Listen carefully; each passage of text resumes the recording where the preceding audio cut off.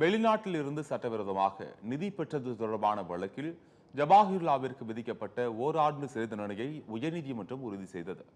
கடந்த 1997ஆம் ஆண்டில் சட்டவிரோதமாக வெளிநாட்டில் இருந்து 1.54 கோடி ரூபாய் பணம் பெற்றதாக மனிதநேய மக்கள் கட்சி தலைவர் ஜவாஹிருல்லா உள்ளிட்டோர் மீது சிபிஐ வழக்கு பதிவு செய்தது.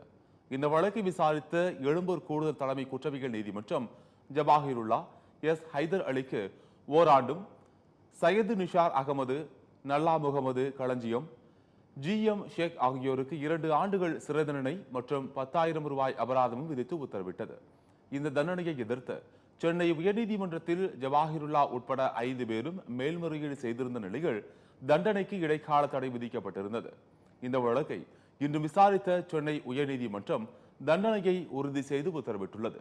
மேலும் ரம்ஜான் நோன்பு காலம் என்பதால் தண்டனையை நிறுத்தி வைக்க கோரிக்கை முன்வைக்கப்பட்ட நிலையில் 1 மாதத்திற்கு தீர்ப்பு நிறுத்தி வைக்கப்பட்டுள்ளது.